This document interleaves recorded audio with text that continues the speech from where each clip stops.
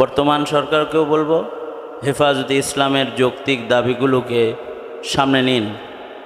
দ্বিতীয় বৃহত্তর মুসলিম দেশ, এদেশে হেফাজত নেতৃবৃন্দ এরা কোনো রাজনৈতিক স্বার্থ নিয়ে কথা বলে না, তারা এই দেশ ও মিল্লাতের দ্বীনের স্বার্থ নিয়ে কথা বলে। শহীদদের স্মরণে দোয়া মাহফিল, আহতদের জন্যে দোয়া মাহফিল, অসুস্থদের সুস্থতা কামনায় দোয়া মাহফিল। মাহফিলের আজকের প্রধান অতিথি আমিরে হেফাজত দামাত বরকাতুহুম, উপস্থিত রয়েছেন হেফাজতে ইসলামের কেন্দ্রীয় নেতৃবৃন্দ। হেফাজতে ইসলাম জন্মগ্রহণ করেছিল আমাদের আকাবিরদের নেতৃত্বে। শেখুল ইসলাম আল্লামা আহমদ শফি রহমতুল্লাহ আলাইহের এলহামি একটি সংগঠন, যা বাতিলের বিরুদ্ধে বাংলাদেশের মুজাহিদিন যারা ওলামা হজরত তাদেরকে সাথে নিয়ে বাতিলের বিরুদ্ধে সংগ্রামে এর যাত্রা শুরু হয়েছিল। আজও যাত্রা অব্যাহত আছে।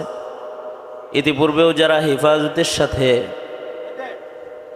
হেফাজতের উপরে যারা অত্যাচার করেছে, হেফাজতের দাবি যারা অবমূল্যায়ন করেছে, তারা দেশ থেকে বিতাড়িত হয়েছে। বর্তমান সরকারকেও বলবো, হেফাজতে ইসলামের যৌক্তিক দাবিগুলোকে সামনে নিন।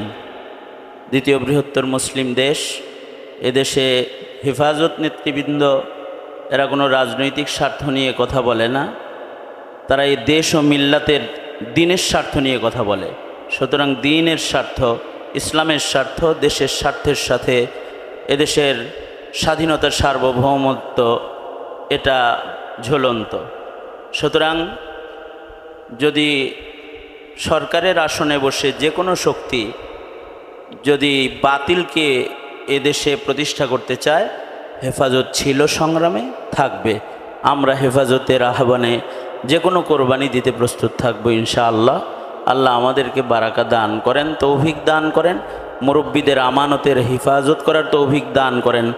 রাজনৈতিক প্যাচে পড়ে যেন হেফাজতের আদর্শকে কখনো আমরা জলাঞ্জলি না দিই। আল্লাহ আমাদেরকে তৌফিক দান করেন, আমিন। ওয়া আখিরু দাওয়ানা আলহামদুলিল্লাহ।